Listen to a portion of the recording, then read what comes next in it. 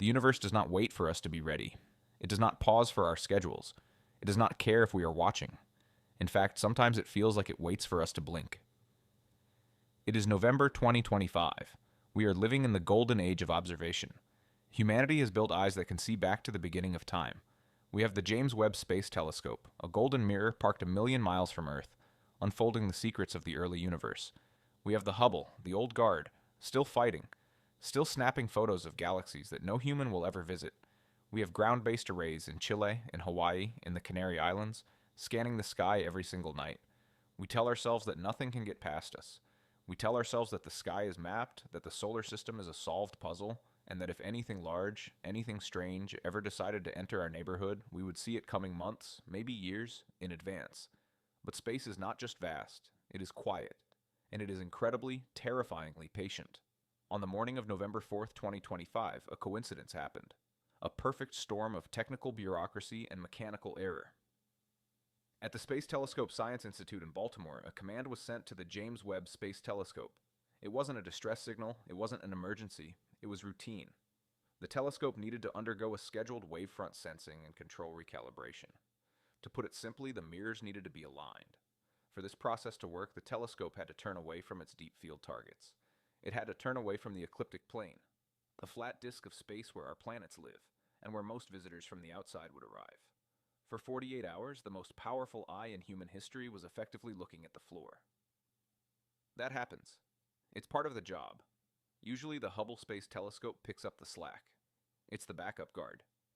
But 6 hours after Webb began its turn, a gyroscope on the Hubble began to drift. It wasn't a catastrophic failure, but it was enough to trigger a safe mode event. The telescope automatically locked itself down. Its shutter closed. Its sensors went dark to protect the sensitive instruments inside. And just like that, for the first time in years, the two greatest sentinels of our species were blind at the exact same time. The digital sky surveys on Earth were running, of course. But it was November. In the northern hemisphere, storm systems were battering the observatories in Hawaii and the Canary Islands. Thick clouds, rain, domes closed. The network was down. The fence had a hole in it. And at precisely 10 UTC, in that brief, silent window of blindness, something slipped through. The discovery did not happen in a NASA control room. It didn't happen on a giant monitor wall in the European Space Agency. There were no red flashing lights. There were no alarms. It happened in the backyard of a man named Elias Vance. Elias wasn't a professional astronomer. He was a retired structural engineer living on the South Island of New Zealand, near the Aoraki Mackenzie International Dark Sky Reserve. He didn't have millions of dollars in funding. He had a modified Celestron telescope, a heavy coat, and a thermos of black coffee. November nights in New Zealand can be unforgiving.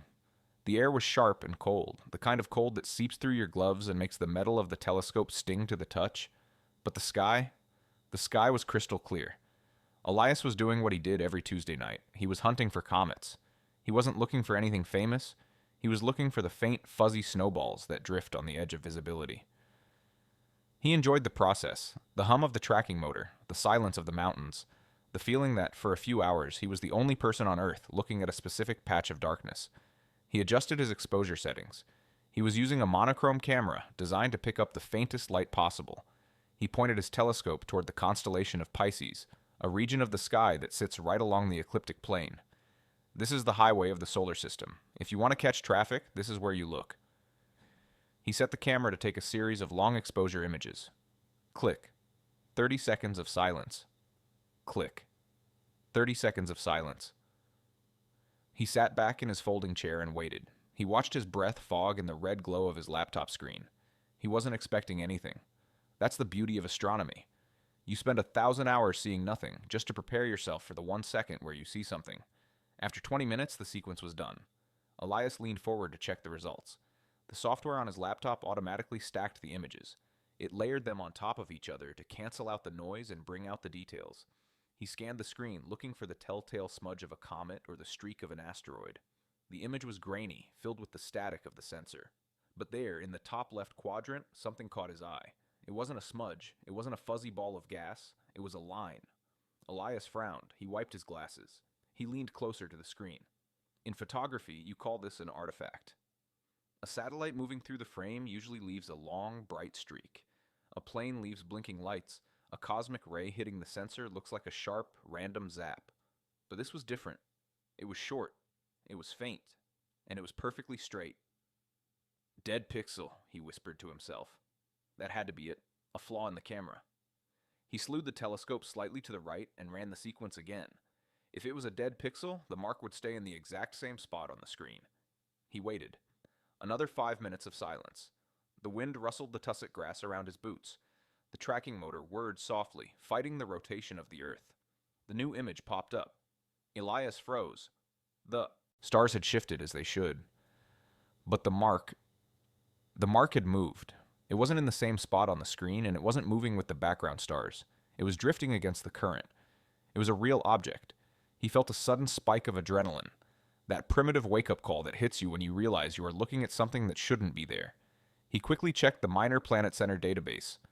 This is the phone book of the solar system. Every known asteroid, every comet, every chunk of rock that we have tracked is listed there. He punched in the coordinates. Searching. The little spinning wheel on his screen seemed to take forever.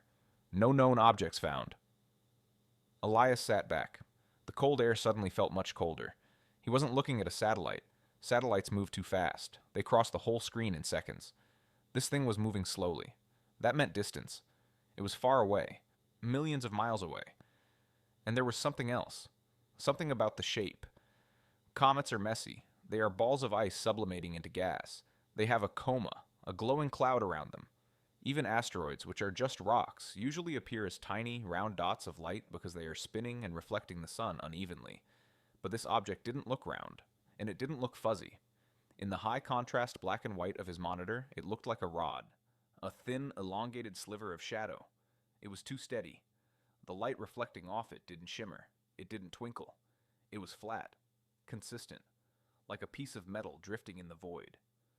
Elias took another image, and another. With every frame, the object moved slightly further across the star field. It was cutting a path straight through the darkness, heading inbound. He checked the time. It was 02:14 a.m. local time. He looked up at the sky, away from the screen. He looked at the vast emptiness above him. Somewhere up there, hidden in the glare of the stars, a massive machine, the James Webb, was busy staring at its own feet, calibrating its mirrors. Somewhere else, the Hubble was sleeping in safe mode, its shutter closed tight.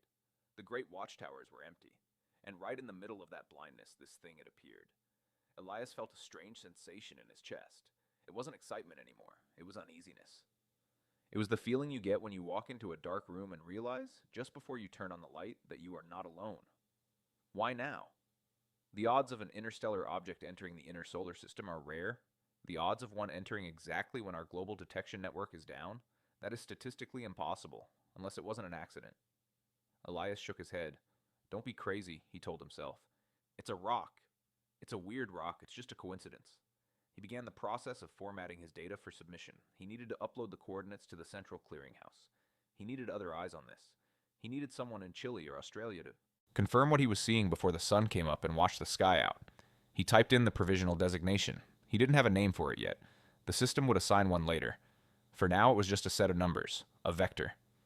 As the upload bar crept across the screen, Elias looked at the rod one last time. It looked so deliberate. Nature makes spheres. Gravity crushes things into balls. Planets are round. Stars are round. Even large asteroids eventually grind themselves into rough, potato-like shapes. Nature does not make straight lines. The file sent. Upload complete. Elias didn't know it yet, but he had just rung the bell. That tiny packet of data, sent via a slow internet connection from a cold backyard in New Zealand, was about to wake up the world. But for the next few hours, he was the only one. He sat there in the dark, shivering, watching the screen. The object kept moving, silent, steady, unfazed by the fact that it had been spotted. It moved with a kind of confidence. Most comets tumble. They fall into the solar system like a drunk person stumbling through a door. They get shoved around by Jupiter's gravity. They get melted by the sun. They are chaotic. This thing wasn't tumbling, it was gliding. Elias zoomed in on the pixels until the image broke down into gray blocks. He tried to imagine what it was. A splinter of a dead moon? A shard of iron? Or something else? The wind picked up, rattling the telescope tube. Elias put a hand on it to steady the image. He remembered a quote he had read once about how the most terrifying thing about the universe isn't that it's hostile, it's that it's indifferent. It doesn't care if we live or die. But looking at that thin, straight line on his screen, Elias didn't feel indifference. He felt intent. The object was entering the Goldilocks zone, the region of space where water stays liquid, where life exists, where we exist. And it had timed its entrance perfectly. It had waited for the eyes to close. The James Webb wouldn't be back online for another 12 hours. Hubble was still troubleshooting its gyroscope. By the time they woke up, by the time the professional astronomers swung their massive domes around to look at these coordinates, the object would be closer. It would be undeniable. But for now, it was a ghost. Elias reached for his thermos and poured another cup of coffee. His hands were shaking, and he told himself it was just the cold. He looked at the timestamp on the screen. November 2025, the year everything changed. He didn't pack up his gear. He didn't go inside to the warmth of his house. He stayed out there all night, clicking the shutter, capturing frame after frame of the intruder. He felt a responsibility, like he was the only witness to a crime, or the only sentry on the wall who hadn't fallen asleep. As the first hint of dawn began to bleach the eastern sky, turning the black into a deep, bruised purple, the object began to fade from view. The sun was coming up. The light of the day was about to hide the secrets of the dark. Elias saved the files. He backed them up to 3 different drives. He sat back and rubbed his tired eyes. The world was waking up. People were getting ready for work. They were making breakfast, checking their phones, worrying about traffic and weather and politics. They had no idea what was hovering over their heads. They had no idea that while they slept, the door had opened. Elias looked up at the fading stars one last time. The uneasiness hadn't gone away. It had settled deep in his stomach, because he knew something about probability. He was an engineer. He knew that accidents happen. He knew that systems fail. But he also knew that when a camera goes offline, exactly at the moment a thief walks through the door, you don't call it a coincidence. You call it a plan. The blind spot was gone now. The sun was up. The data was out. The silence was broken. But as Elias Vance packed up his telescope in the cold morning light of November, he couldn't shake the feeling that the silence wasn't really broken. It was just taking a breath. The object was here. It had slipped through the net, and now, hidden by the glare of our own sun, it was moving closer. And it was bringing something with it. Act I ends here. But the data, the strange, impossible numbers that Elias had just captured, was about to land on a desk in Germany. And when it did, the quiet confusion of a backyard astronomer was about to turn into a global chill. Because seeing the object was one thing. Realizing what it was doing, that was something else entirely. Gravity is a tyrant. It is the oldest law in the universe, and it is the strictest. It tells the planets how to move. It tells the stars how to burn. It tells every single atom in the cosmos where it belongs. For astronomers, gravity is comfortable. It makes the universe predictable. If you know the mass of the sun and you know the speed of a rock falling toward it, you can predict exactly where that rock will be in 10 years, 10 centuries, or 10 million years. The math never lies. The math never changes. Until the morning of November 5th, 2025, at the European Space Operations Center in Darmstadt, Germany, the mood was one of relief. The blindness was over. The James Webb Space Telescope had finished its calibration. The Hubble had stabilized its gyroscope and reopened its eye. The network was back online. The data from Elias Vance, that grainy black and white photo from a New Zealand backyard, had been flagged, uploaded, and routed to the dynamics team. Dr. Eris Thorne was the first to see it. Eris was a trajectory analyst. His job was to build the roads of the solar system in his mind. He took points of light and turned them into curves. He was expecting a routine morning. He was expecting to plug in the coordinates of this new object, confirm it was a long-period comet, assign it a boring serial number, and go get a second cup of coffee. He pulled up. The fresh telemetry. The deep space radar arrays in Goldstone, California, had pinged the object an hour ago. They had a lock on its speed. They had a lock on its distance. Eris typed the numbers into the orbital simulation software. He hit enter. The computer drew a line, a smooth blue curve sweeping in from the darkness, wrapping around the sun, and flinging itself back out into the void. It was a standard hyperbolic orbit. Getty Images explore a flyby. The object was falling down the gravity well of the sun, picking up speed like a skateboarder dropping into a half-pipe. Classic, Eris muttered. In and out. He took a sip of his coffee. It was cold. He looked at the screen again. The simulation was perfect, but then he looked at the raw data, the actual real-time measurements coming in from the sensors. He frowned. He typed the numbers in again. Maybe he had fat-fingered a decimal point. It happens. He hit enter. The blue line appeared again. The prediction. But the red dot, the actual location of the object, wasn't on the blue line. It was slightly off. Just a hair. A tiny, microscopic deviation to the left. Eris leaned in. He cleaned his glasses. In his line of work, close enough usually counts. Space is messy, solar wind pushes things. Jupiter tugs on things. A margin of error is normal, but this error wasn't random. The object was lagging behind. According to Newton's laws, according to Einstein, according to everything we know about physics, the object should have been accelerating. It was approaching perihelion, the point in its orbit closest to the sun. This is the moment of maximum gravity. The sun grabs you and pulls you in hard. You have to speed up. It is not a choice. It is the law. But 3I Atlas wasn't speeding up enough. It was moving fast, yes, thousands of miles per hour, but it was moving slower than the gravity of the sun demanded. Eris felt a prickle of sweat on the back of his neck. System, he said to the voice recorder on his desk. Run a drag analysis. Assume heavy outgassing. That was the only explanation. If a comet heats up, the ice inside explodes into steam. That steam shoots out like a rocket thruster. If the jet points forward, it acts like a brake. It slows the comet down. This is called the non-gravitational effect. It's rare to see it this early, but it's natural. The system crunched the numbers. Result, negative. Eris blinked. Clarify. Analysis. No outgassing detected. No coma. No tail. Mass remains constant. He stared at the readout. If a car slows down on the highway, it's because of friction, or air resistance, or because the driver hit the brakes. In space, there is no air. There is no friction. And if there is no gas jetting out the front, then there are no brakes. So why was it slowing down? Eris stood up. He walked to the window of his office. Outside, the German autumn was gray and rainy. Inside, the world was breaking. He called his supervisor. By noon, the room was full. It wasn't just Eris anymore. It was the head of near-Earth objects. It was the liaison from NASA. It was a propulsion expert from the Ariane program. They were looking at the impossible vector. The screen showed the delta V, the change in velocity. The object had shed velocity. It had scrubbed off speed. Could it be magnetic? Someone asked. If it's highly metallic, maybe the sun's magnetic field is creating drag? Not at this distance, the physicist replied. The field is too weak. For that much drag, the object would have to be made of pure iron and be the size of a city. Sensor error? Goldstone, Iconic, and the Japanese network all confirm it. 3 independent radars. The data is good.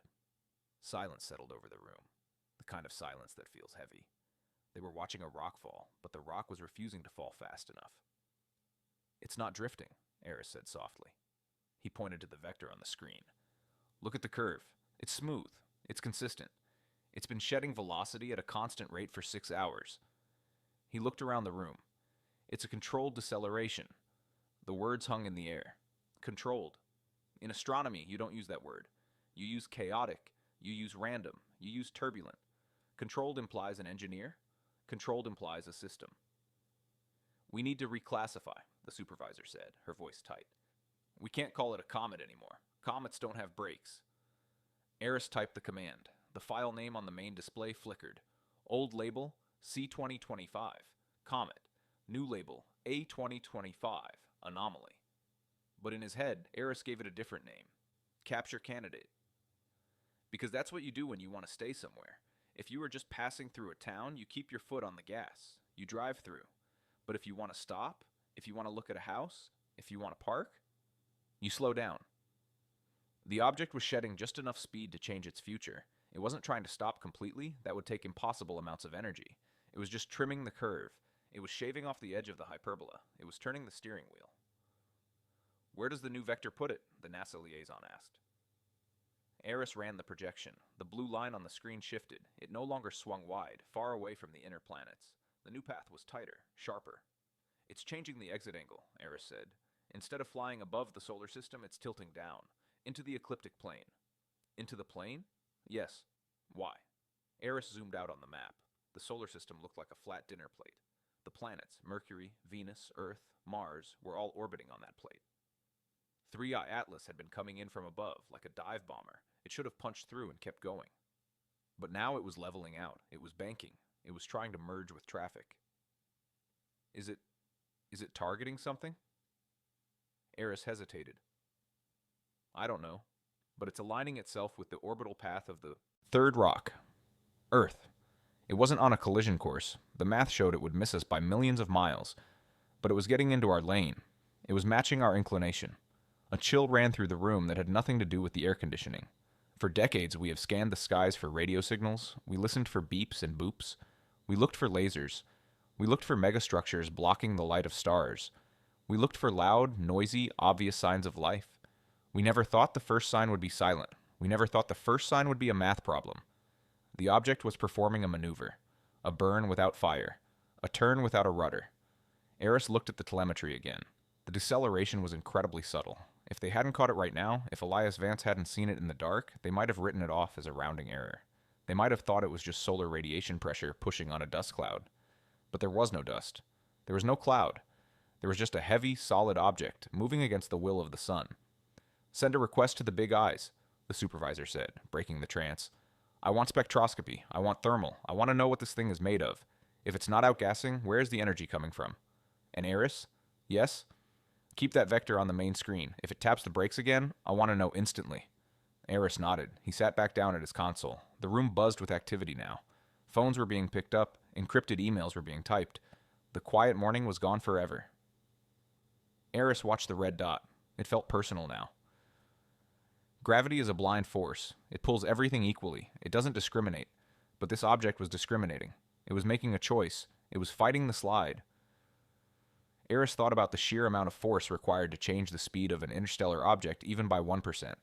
The energy was massive, and yet the object was perfectly cold, perfectly dark. It was ghosting us. He remembered a game he used to play as a kid. Red light, green light. You run when the person's back is turned. You freeze when they look at you. 3i Atlas had moved when the telescopes were down. Now that the telescopes were up, it was sliding, silent and cool, pretending to be a rock. But rocks don't decide to stay. Eris zoomed in on the vector one last time. The curve was beautiful, in a terrifying way. It was elegant. It was precise. It was the difference between falling and flying. And as the afternoon sun began to dip low over Darmstadt, casting long shadows across the control room, Eris Thorne realized the scariest part of the equation. If it was slowing down, that meant it wasn't in a rush to leave. It had traveled light years to get here, through the empty, freezing void between stars, a journey that would take thousands of years. And now that it was here, right at the doorstep of the only living planet for 100 light years, it was. Putting on the brakes, it wanted to get a better look. "Is it reacting to the sun?" the NASA liaison had asked. Eris looked at the Earth on his screen, a tiny blue marble teeming with radio waves, with city lights, with noise, with 8 billion people screaming into the void. No, Eris thought. It doesn't care about the sun. The sun is just a gas station. It's reacting to us. The screen flickered. A new packet of data arrived from the spectrographs in Chile. The first chemical analysis was ready. Eris opened the file. He expected to see water, carbon, silicates, the standard ingredients of the universe. He didn't see any of that. He saw something that made his breath catch in his throat. But that was a problem for the chemists. For now, the physics was enough to keep him awake. The object had changed its mind, and we were the reason. The universe is a noisy place. If you could hear the sky, it would not be silent. It would be a roar. Stars are exploding. Black holes are shredding gas. Solar winds are screaming at 1,000,000 miles an hour, slamming into planetary magnetic fields.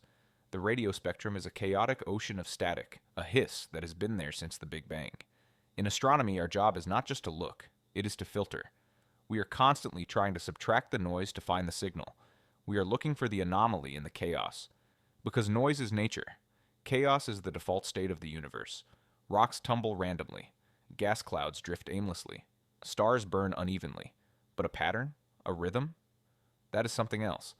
A pattern implies a rule. A rhythm implies a clock. And in nature, clocks are rare. It is November 7th, 2025. 2 days have passed since the object known as 3i Atlas executed its impossible deceleration maneuver. The trajectory shift, that subtle tap of the brakes, is currently a classified secret buried in the servers of the European Space Agency and NASA. To the public, the sky looks normal. The news is still talking about the weather, but on the ground, the world's most sensitive ears are listening, and they are beginning to hear something that shouldn't be there. The Atacama Desert in Chile is one of the closest places you can get to Mars without leaving Earth. It is dry, desolate, and high. The air is so thin it leaves you breathless. There is no vegetation. There is no humidity. There is only rock, dust, and the sky. This is the home of the Very Large Telescope, the VLT. It is a cathedral of science, a collection of 4 massive silver eyes, each 8 meters wide, synchronized to stare into the deepest parts of the dark. It is 3 a.m. local time. Inside the control room, the air conditioning is humming a low, steady drone. It smells of ozone and stale coffee. Dr. Elena Rossi is sitting in the dark. The only light comes from the bank of monitors in front of her. Her face is pale, illuminated by the blue glow of data streams. She's been awake for 20 hours. Her eyes feel gritty, like there is sand behind the lids. Her job tonight is simple. It is tedious. It is the bread and butter of astronomy, photometry. She is measuring the light curve of 3I Atlas. Every object in space spins. It is a rule of physics. When an asteroid or a comet travels through the void, it doesn't just float, it rotates. And as it rotates, the amount of sunlight it reflects changes. Imagine a potato floating in a dark room, illuminated by a single flashlight. When the broad, flat side of the potato faces you, it looks bright. When it turns and the narrow end faces you, it looks dim. By measuring that brightness over time, bright, dim, we can figure out the shape of the object. We can figure out how fast it is spinning. Elena expects a mess. She expects chaos. Most comets are shaped like jagged peanuts or crushed gravel. They are contact binaries, two rocks stuck together or just ugly lumps of ice. They tumble end over end. They wobble. Their light curves look like the readout of a polygraph test during an earthquake. Up, down, spike, dip, jagged, random. She takes a sip of her lukewarm tea. She taps the keyboard to refresh the feed. The instrument she is using is Force 2, a visual and near ultraviolet camera. It is capturing the brightness of the object every 30 seconds. The software takes that brightness value and plots a single white dot on the graph. Dot, dot, dot. Alina leans back in her chair. She rubs her neck. She watches the graph build itself, pixel by pixel, from left to right. She frowns. She leans forward. She puts her coffee cup down.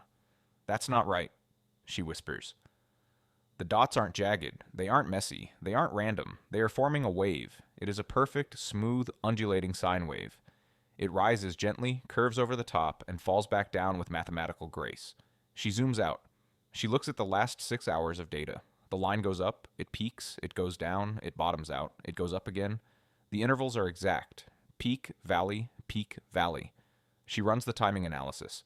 The computer spits out the number instantly, flashing in green text at the bottom of the screen. Period, 11,200 hours. Variance, 0.0%. 0% variance? Elena says aloud. That isn't possible. Nothing in nature is that perfect. Even the Earth, a massive, stable gyroscope, wobbles on its axis. It's called Chandler wobble. Even pulsars, the dead cores of stars that spin hundreds of times a second, have glitches. A tumbling rock in deep space? It should be affected by gravity. It should be affected by the pressure of sunlight. It should be affected by its own uneven weight distribution. It should drift. It should nutate. This wasn't wobbling, it was ticking. Elena calls over her colleague, David. He's a specialist in asteroid rotation, a man who has spent 20 years looking at jagged light curves. He is currently half asleep in the corner, reading a paperback novel. "David," she says, her voice tight, "wake up, look at this." David groans and rolls his chair over. He squints at the screen. "Is the tracking motor glitching?" he asks. "That looks like an artificial signal. Maybe we're catching a reflection from a geostationary satellite." "Tracking is green," Elena says. "Atmospheric stability is perfect. We are locked on the coordinates of 3I Atlas. That isn't a satellite. That's the object." David puts his glasses on. He looks closer. He traces the wave with his finger. "It's too smooth," he mutters. "If the object is a long, thin rod like the photos suggest, the rotation should be unstable. It should be tumbling on two axes. This looks like a lighthouse." A lighthouse. The metaphor hangs in the room. A lighthouse doesn't stumble. It spins. It sweeps its beam across the ocean with perfect mechanical regularity. David types a command into the console. "Let's switch instruments. Check the thermal. Go to infrared." This is the second test. The truth test. Visible light can be tricked. A shiny patch of ice can make a rock look weird. But infrared? Infrared measures heat. It measures the energy an object is emitting. If 3I Atlas is a rock, the physics are simple. The side facing the sun gets hot. The side facing away gets cold. As it spins, the temperature reading should match the rotation. The VLT's mid-infrared imager, VZIR, opens its shutter. The heavy mechanics of the telescope groan overhead as the filters cycle. The screen updates. A new line appears in red, overlaying the white light curve. Atlanta and David stare at it. The room goes very quiet. The hum of the cooling fan seems to get louder. "It's not matching," David says. His voice has dropped an octave. The heat wasn't following the sunlight. On a normal asteroid, there is a lag. It's called thermal inertia. Think of a sidewalk in summer. It takes all day to get hot, and it stays hot for hours after the sun goes down. The afternoon side of an asteroid is always hotter than the morning side, but 3I Atlas wasn't waiting for the sun. The red line showed the object heating up before it turned toward the sun, and it was cooling down before it turned away. The heat was pulsing. Every 11.2 hours, exactly in sync with the brightness, the object's temperature spiked by 40 degrees Kelvin, a sharp, aggressive rise in heat, and then just as quickly it faded. It's rushing, Elena says. It's getting hot from the inside. She pulls up the thermal model. She tries to force the data to fit a natural explanation. Her brain is racing, trying to find a safe answer. Maybe it's a geyser? But geysers are explosive. They are messy. They create clouds of gas that linger. Maybe it's radioactive decay? That would be a steady, low-level heat. It wouldn't pulse. She looks at the shape of the thermal wave again. It has a specific profile. It isn't a jagged burst. It rises sharply, a quick intake of energy, and then releases slowly. A long, gradual fade. Inhale, exhale. It looks like a radiator, David whispers. It looks like a cooling cycle. Elena feels a cold shiver run down her spine, despite the dry heat of the control room. She knows what he means. If you build a high-performance computer, you need fans. If you build a nuclear reactor, you need cooling towers. If you build a spacecraft that generates power, you need to dump the waste heat. You need to vent it into the vacuum. If you don't, you cook yourself. The data on the screen wasn't showing a rock baking in the sunlight. It was showing a system regulating itself. It's a machine, Elena says. She doesn't mean to say it out loud. It just slips out. The word hangs in the air, heavy and impossible. Don't say that, David snaps, looking around the empty room as if the walls have ears. Don't put that in the log, Elena. Look at the graph, David. It's 11.2 hours exactly. No drift, no wobble, and the heat is internal. It's cycling. She types in a command to overlay the timeline of the trajectory shift from 2 days ago, the data from the impossible vector. The moment the object slowed down, the braking maneuver that had terrified the analysts in Germany happened exactly at the peak of one of these thermal cycles. The engine fired, the heat spiked, the system vented. We are watching it breathe, she says. She imagines the object out there in the dark, a massive, silent cylinder, cold metal, and deep inside a core of something warm, waking up, a heart beating once every 11 hours. Thump. Thump. We have to report this, David says.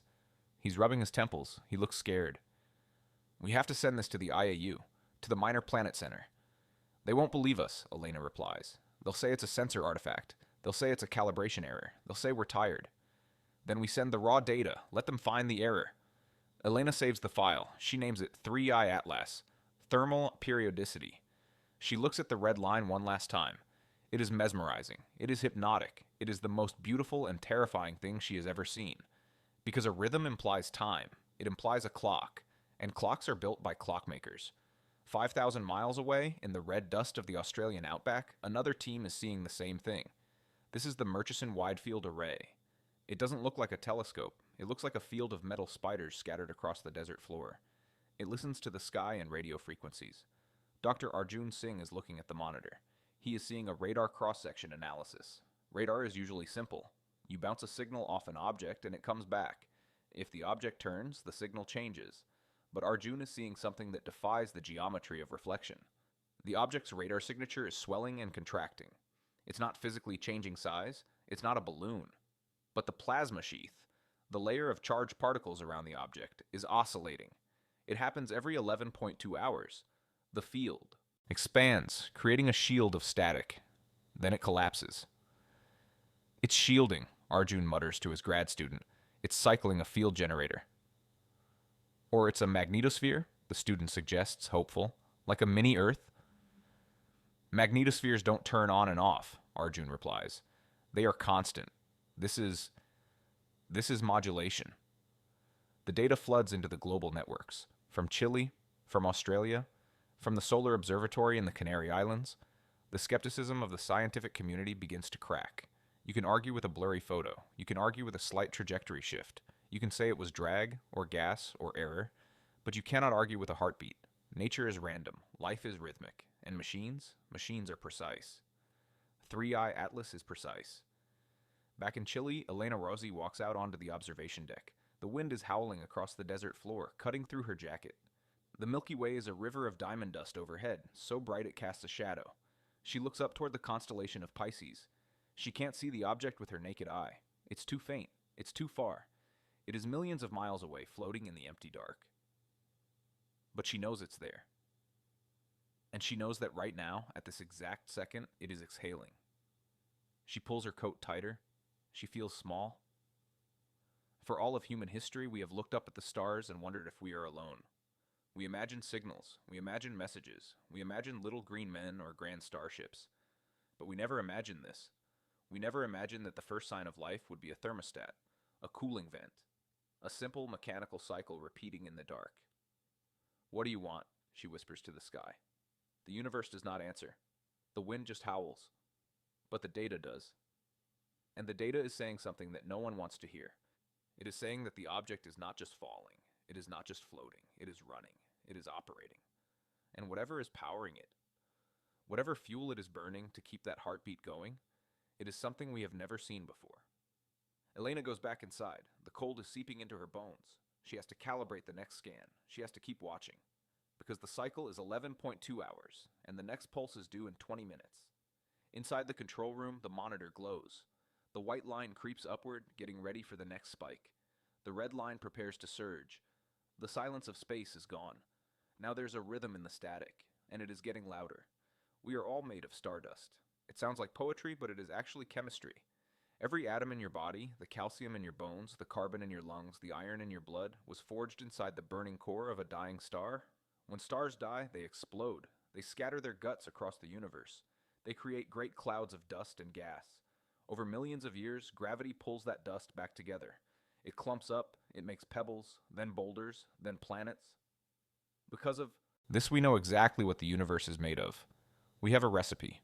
If you scoop up a handful of dirt from Earth, or a handful of dust from the moon, or a handful of rock from an asteroid, you will find the same ingredients. You might find them in different amounts, but they are always there. Silica, carbon, magnesium, and the twins, iron and nickel. In astrophysics, iron and nickel are inseparable. They are forged together in the supernova. They travel together. They clump together.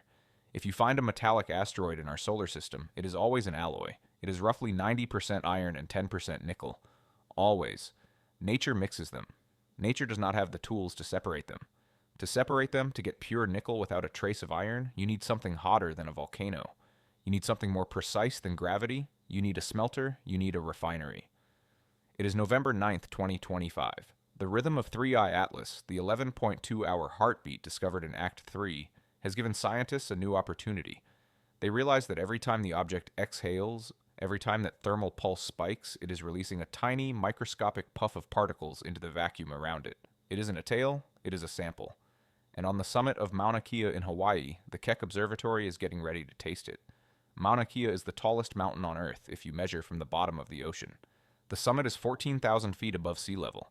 The air is so thin that astronomers have to move slowly to keep from passing out. It is a place of snow, black lava rock, and silence.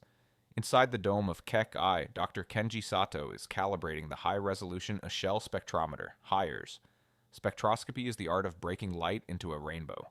When light hits an element, like oxygen or gold, that element absorbs specific colors. It leaves black lines in the rainbow. These lines are a fingerprint. They tell you exactly what an object is made of, even if it is a million miles away. Kenji is not looking for aliens. He is a geologist of the sky. He expects 3I Atlas to be a M-type asteroid, a chunk of metal from the core of a dead planet. Integration time set for 40 minutes, Kenji speaks into his headset, tracking the pulse window. He has to time it perfectly. He has to catch the light exactly when the object heats up. That is when the atoms will be excited. That is when they will glow. The telescope hums. The massive mirrors adjust nanometer by nanometer, fighting the turbulence of the atmosphere. The exposure begins. Kenji waits. He watches the signal-to-noise ratio climb. He is expecting to see the iron triplet. These are 3 distinct dark lines in the yellow part of the spectrum. They are the signature of iron. They are the most common metallic signature in the universe. If you point a telescope at a random rock in space, you will see the iron triplet. It is as reliable as gravity. The exposure ends. The computer processes the raw light. It stretches the rainbow out on the screen, looking for the fingerprints. The graph pops up. Kenji leans in. He squints. He scrolls left. He scrolls right. "That's weird," he mutters. He types a command to rescale the graph. System, overlay standard iron spectrum. A template appears on the screen, showing where the iron lines should be. The data from 3I Atlas is flat. There are no lines. There is no dip. There is no absorption. "No iron?" Kenji whispers. He feels a flash of annoyance. The instrument must be broken, he thinks. The calibration lamp failed, but then he looks at the rest of the spectrum. The other lines are there. The hydrogen background from the sun is there. The instrument is working fine. So where is the iron? A metallic asteroid without iron is like a beach without sand. It is like an ocean without water. It doesn't make sense. Then his eyes catch something on the far right of the graph. In the ultraviolet range, there is a spike. A massive, deep, jagged trench in the light. It is an absorption line so strong it looks like a mistake. Kenji hovers his mouse over it. The software identifies the element instantly. Nickel. He stares at it. He looks for the neighbors. He looks for cobalt. He looks for platinum. Nothing. Just nickel. Pure, screaming nickel. He runs the ratio calculation. Iron, 0.0%, nickel, 99.8%. Kenji pushes his chair back. The wheels screech on the linoleum floor. The sound echoes in the empty control room. He knows what this means, but his brain refuses to accept it. In nature, this separation is impossible. When the solar system formed, everything was a hot soup. The metals mixed together. To get a chunk of pure nickel, you would have to take that soup, boil it, and chemically strip away every single atom of iron. You would need electrolysis. You would need centrifuges. You would need a factory. Nature does not refine metal. Nature creates alloys. Kenji grabs his phone. He calls his old professor, a planetary chemist at Caltech. It is 4 a.m. in California, but he doesn't care. "Pick up," he hisses. "Hello?" A groggy voice answers. "It's Kenji. I'm looking at the spectrum from the object, from Atlas." "It's 4 in the morning, Kenji." "There's no iron, Professor. I'm looking at the Hires data. The iron lines are gone. It's pure nickel vapor." There's a long silence on the other end of the line, the kind of silence where you can hear the person waking up very quickly. "Check the calibration," the professor says. His voice is sharp now. "I checked it twice. The hydrogen alpha is perfect. The telluric lines are perfect. The iron is missing." "That's impossible. Is it an M-type?" "It's not an M-type," Kenji says. "M-types are dirty. They have silicates. They have carbon. It's clean. It's monoatomic." "Monoatomic nickel?" The professor sounds frightened now. "Kenji, the only place you find monoatomic nickel is in a laboratory plating bath." "I know. Or in a coating." Kenji looks at the screen again. "A coating." "Professor," Kenji says slowly, "why would you coat something in nickel?" "You coat it to protect it," the professor answers, his voice trembling slightly. "Nickel is resistant to oxidation. It resists heat. It's tough. We use it on turbine blades. We use it on engine parts." "And on shields," Kenji adds.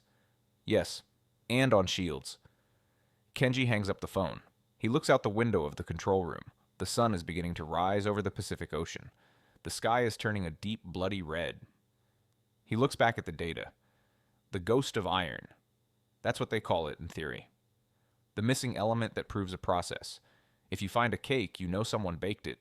If you find a block of concrete, you know someone mixed it. And if you find a billion-ton cylinder of pure nickel floating in space, you know someone refined it. This wasn't a sample of a dead planet. This wasn't a random rock. It was a hull.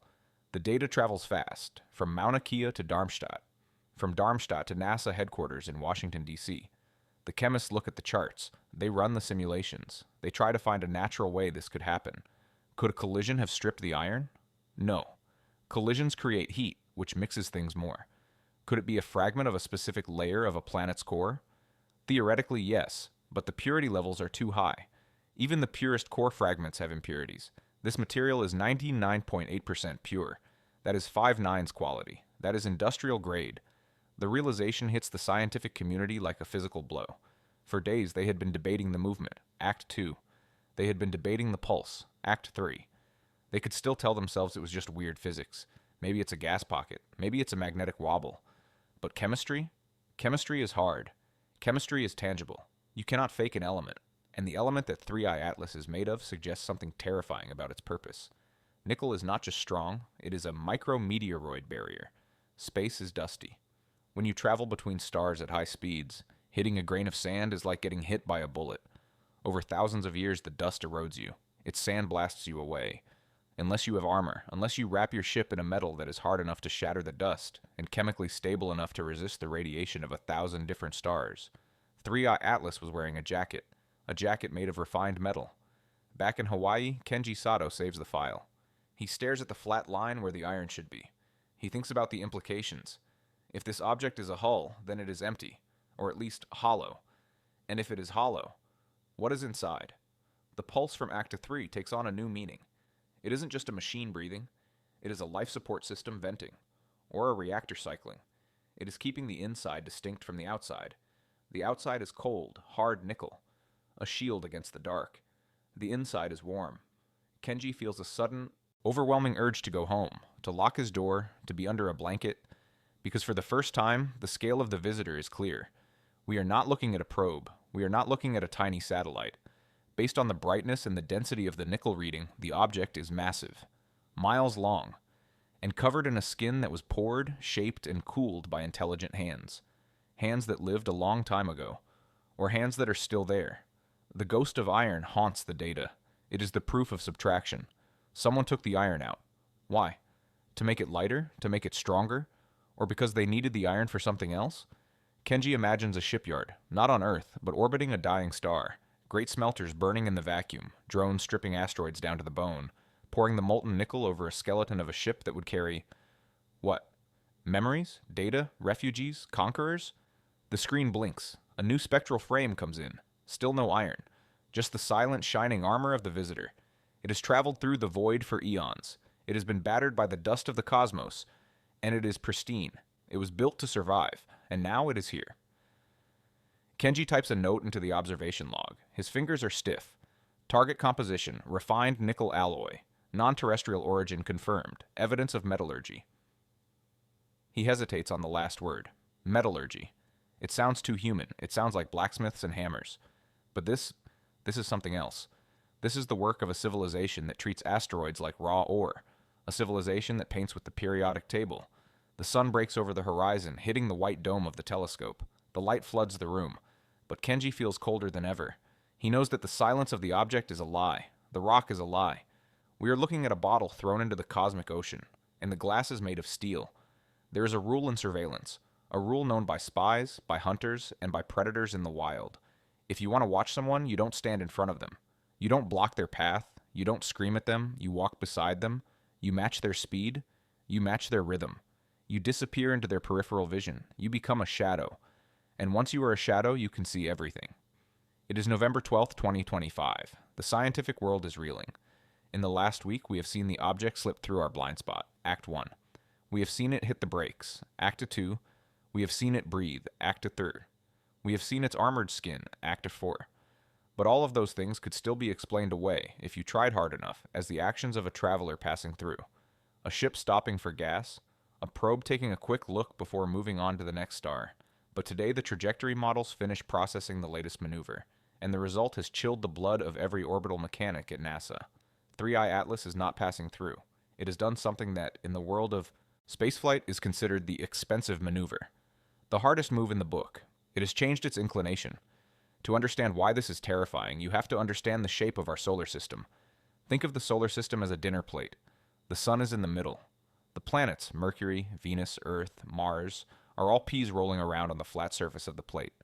We call this flat surface the ecliptic plane. Everything born here stays on the plate. But comets, interstellar visitors, they come from the outside. They come from the halo. They dive bomb us. They usually punch through the dinner plate at a steep angle, loop around the sun, and fly back out into the dark. They are like darts hitting a dartboard. They cross our path for a fleeting second, and then they are gone. Changing that angle, taking a dart that is flying vertically and forcing it to fly horizontally along the surface of the plate, requires an insane amount of energy. In rocketry, we call it a plane change. If you are driving a car at 60 miles per hour and you want to turn left, it's easy. You turn the wheel. Friction does the work. But in space, if you are falling at 50,000 miles per hour and you want to turn flat, you have to fight your own momentum.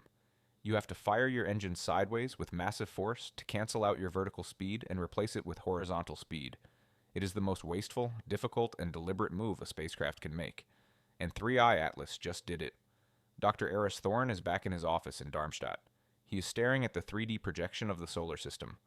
For days, the blue line of the object's path had been a steep curve. Now the line has snapped flat. The object has killed its vertical velocity. It has merged onto the highway. It is now sitting perfectly on the dinner plate, 0 degrees inclination, right alongside Earth. It's not just an intersection anymore, Eris whispers to the empty room. It's a formation flight. He looks at the distance numbers. The object is hovering about 4 million miles off Earth's starboard bow. In the vastness of space, that is nothing. It is shouting distance, but it isn't getting closer. And it isn't falling behind. It has matched our speed around the sun exactly. 2978 kilometers per second. It is shadowing us. Eris feels a wave of vertigo. If you are walking down a dark street and a stranger is walking towards you, you might be nervous. But if they pass you, the fear goes away. But if they stop, if they turn, if they match your pace step for step, staying exactly 20 feet behind you, that is when the panic sets in. That is when you know you are the target. The news hits the Deep Space Network, DSN, in Goldstone, California. The massive dish antennas are tracking the object. But now they notice something else. Something about the orientation. For the first few days, the object was pulsing. It was rotating. The light curve showed that rhythmic 11.2-hour cycle. But now the light curve has flattened. Did it stop spinning? The engineers analyze the radar return. No, the lead engineer says. It's still spinning, but it's locked. Tidal locking. We see this with the moon. The moon spins, but it spins at the exact same speed that it orbits Earth. That is why we only ever see one side of the moon. The man in the moon is always looking at us. The far side is always hidden. 3i Atlas has tidally locked itself to Earth. It has rotated its massive, nickel-plated hull so that one specific side, one face, is pointing directly at our planet.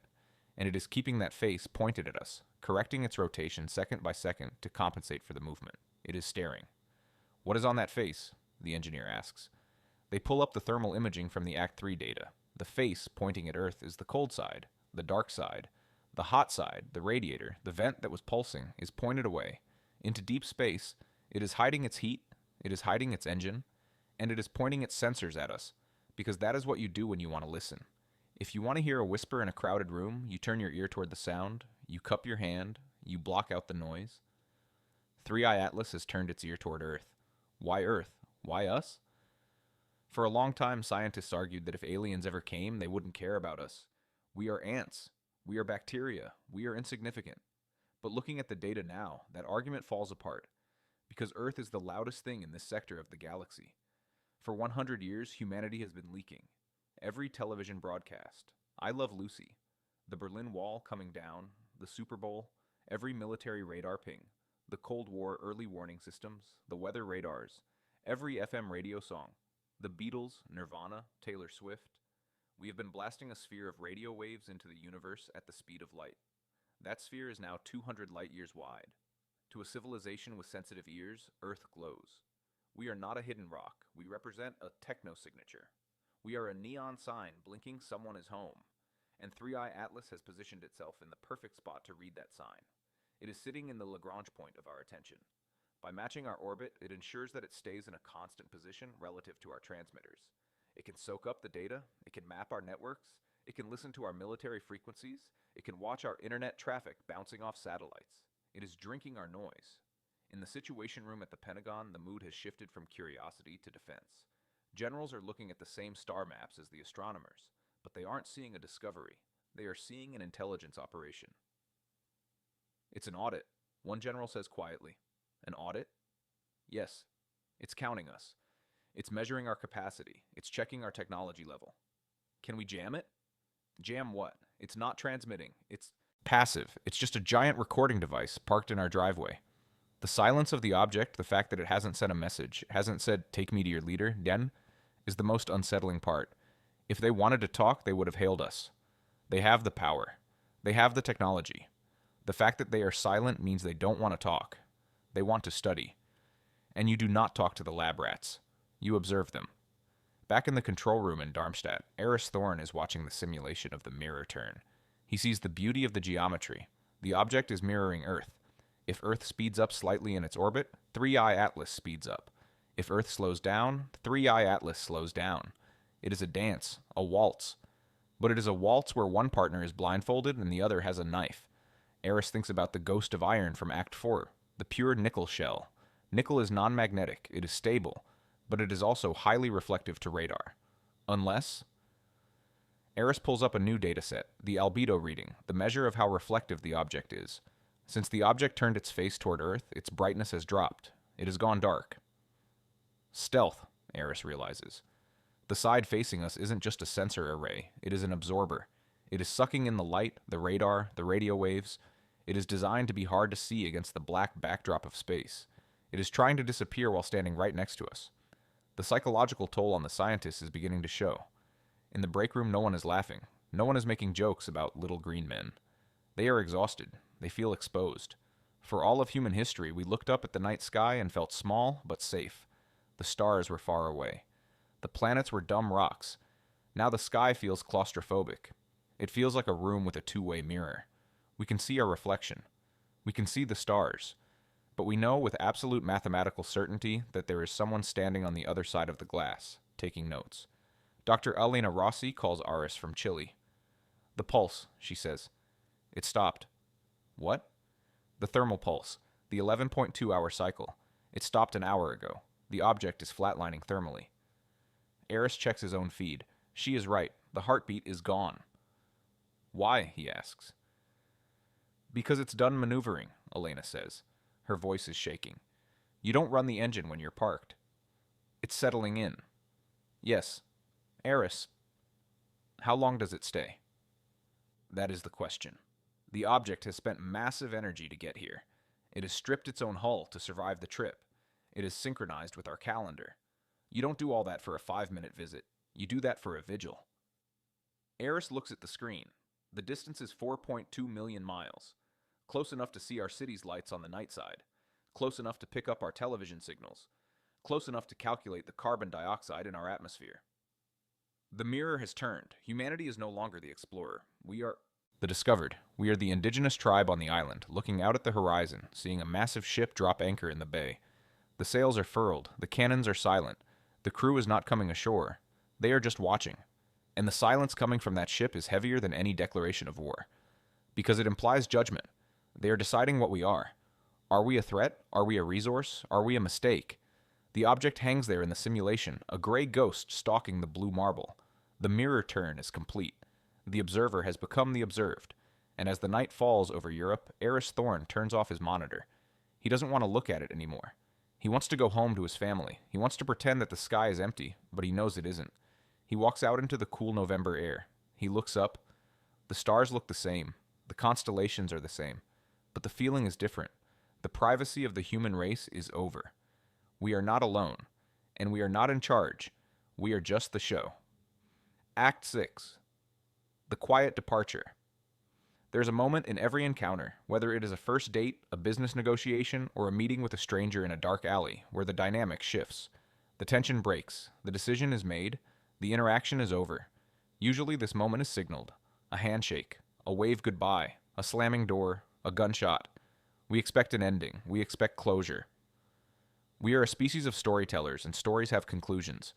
We want the third act to make sense. We want the moral of the story. But the universe is not a storyteller. It is November 15th, 2025. For 3 days, the object known as 3I Atlas has been shadowing Earth. It has been locked in a mirror turn, matching our speed, matching our orbit, staring at us with its cold, nickel-plated face. The world is holding its breath. Governments are silent. The internet is screaming with theories. Religions are praying. Scientists are not sleeping. We are waiting for the message.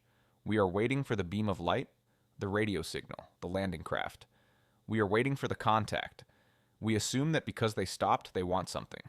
We assume that because they are looking, they are interested. We are wrong. It begins at 0412 UTC. Dr. Aris Thorne is asleep in his office in Darmstadt. He hasn't gone home in 4 days. He's curled up on a cot in the corner, dreaming of numbers. The alarm on his console does not beep. It hums, a low, insistent vibration that signifies a state change in the telemetry. Aris wakes up instantly. He knows that sound. He stumbles to the screen, rubbing the sleep from his eyes. The coffee cup on his desk is empty and growing mold. He looks at the main display. The simulation of the solar system is glowing blue. The red dot, 3I Atlas, is moving. Is it a correction? Aris whispers, his voice rasping. Is it getting closer? He types the query. Calculate vector. The computer pauses. The processing power required to track the object is immense. The line draws itself on the screen. Aris stops breathing. The line isn't pointing toward Earth. It isn't pointing toward the moon. It isn't pointing toward a landing orbit. It is pointing out. Straight out. No, Aris says. That's a mistake. Check the sensor lock. He calls the Deep Space Network. Goldstone, this is Thorne. I'm seeing a velocity spike. Confirm target lock. The voice from Goldstone sounds shaken. Confirmed, Darmstadt. We are seeing a massive Delta V event. The object is accelerating. How fast? It's gone vertical, Eris. It's burning. On the screen, the numbers are climbing so fast they blur. Velocity, 30 km/s. Velocity, 45 km/s. Velocity, 60 km/s. The object has broken the mirror. It has snapped the invisible tether connecting it to Earth. It is no longer floating in the Lagrange point of our attention. It has ignited its engine, that same silent, heat-venting propulsion system from Acta 3, and it is pouring energy into a final maneuver. But it isn't just flying away. It is doing something incredibly smart and incredibly violent. It is diving toward the sun, not to hit it, but to steal from it. It is a powered gravity assist, the Oberth maneuver. By dropping deep into the sun's gravity well while firing its engines, the object gains a multiplier effect. It steals momentum from the star itself. It is the most efficient way to leave a solar system quickly. It is the exit strategy of a professional. Eris watches the trajectory curve. The object is going to skim the sun, swinging around it like a stone in a sling, and then shoot out of the ecliptic plane at an angle of 90 degrees. It is heading for the galactic north. It is leaving the disk. It is leaving the neighborhood. And it is doing it at a speed that no rocket built by human hands could ever catch. The news spreads through the control rooms like a virus. It's running. It's aborting. It's fleeing. At the Keck Observatory in Hawaii, Kenji Sato watches the spectral feed. For days, the object had been dark, Act 5. It had been absorbing light, hiding its heat. Now as it accelerates, the heat signature returns. The ghost of iron is gone, replaced by a blinding white flare of thermal energy. The radiator is open. The engine is screaming. Kenji records the spectrum. He expects to see something new. Maybe the exhaust plume will finally tell us what fuel they use. Antimatter, fusion, metallic hydrogen. But the spectrum is clean. It is just heat. Pure radiated waste heat. There is no chemical trail. There are no ions. It's reactionless, Kenji whispers, or the efficiency is so high that there is no byproduct. It is a ghost ship lighting a fire, and as it burns, it turns. The face that was locked on Earth, the sensor array that had been staring at us for 72 hours, rotates away. It turns its back on us. Kenji feels a sudden, sharp pang of rejection. It feels personal. Imagine walking up to someone, looking them in the eye, studying their face for a long, uncomfortable minute, and then simply turning around and walking away without saying a word. It is dismissive. It is arrogant. Say something, Kenji begs the screen. Send a signal, a beep, a math sequence, anything. The radio telescopes in Australia are listening. They are cranking their gain to the maximum. They are listening to the static so hard that they can hear the background hum of the Big Bang. They hear nothing from the object. No carrier wave, no data burst, no goodbye. The object is not communicating. It is navigating. By November 17th, the object has passed the orbit of Mars. It is moving at 120 kilometers per second. It is the fastest thing ever to pass through our system. The quiet departure is underway. The panic on Earth shifts into a strange, hollow confusion. The news anchors don't know what to say. They had prepared graphics for an invasion. They had prepared graphics for first contact. They had sociologists ready to discuss the impact of meeting a superior intelligence. But they weren't ready for this. They weren't ready to be ignored. Why did they leave? The headlines ask. Did we fail? Were we too primitive? Were we too dangerous? The theories explode. Theory 1, the zoo. They looked at us. They saw the wars. They saw the pollution. They saw the nuclear weapons pointed at each other. They decided we were a containment hazard. They marked the map, do not enter, and left. Theory 2, the gas station. They didn't care about us at all. They stopped to recharge their batteries using the sun's magnetic field. We were just ants living on the pavement of the gas station. You don't say hello to the ants when you fill up your tank. Theory 3, the boring truth. They scanned us, they downloaded our internet, they analyzed our biology, and they found nothing useful. We are carbon-based, water-dependent, bipedal mammals. Average, common, unremarkable. We are not special. This is the theory that haunts Eris Thorne the most. He is sitting in the empty control room in Darmstadt. The mission is winding down. The extra staff have gone home. The red dot is far away now. It is just a pixel on the edge of the screen. Eris looks at the data logs. Terabytes of information. We have the light curves, we have the radar cross-sections, we have the thermal pulses, we have the spectral analysis of the nickel hull. We know what it was.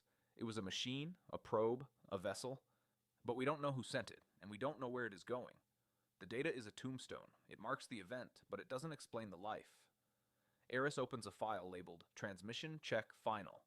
Result, null. He closes his eyes. We wanted to be the protagonists of the story. We wanted the aliens to land on the White House lawn. We wanted them to challenge us, or teach us, or destroy us, because at least then we would matter. But 3i Atlas didn't hate us. It didn't love us. It was indifferent. It measured the Earth like a surveyor measures a hill for a highway. It took the numbers, it checked the boxes, and then it moved on to the next job. November 20th, 2025. The object crosses the orbit of Jupiter. It is invisible now to all but the largest telescopes. The James Webb Space Telescope takes one final image. It shows a faint, warm streak against the cold stars, a tiny spark fading into the black. Elena Rossi is back in Chile. She is standing outside the VLT dome. The sky is the same as it was before. The Southern Cross is there. Alpha Centauri is there. But the sky feels different now. Before, the silence of space felt empty. It felt like a void waiting to be filled. Now the silence feels heavy. It feels like a crowded room where everyone has stopped talking because you walked in. We know they are out there now. We know they can build ships that survive for eons. We know they can refine nickel at an industrial scale. We know they can navigate with godlike precision, and we know we are here.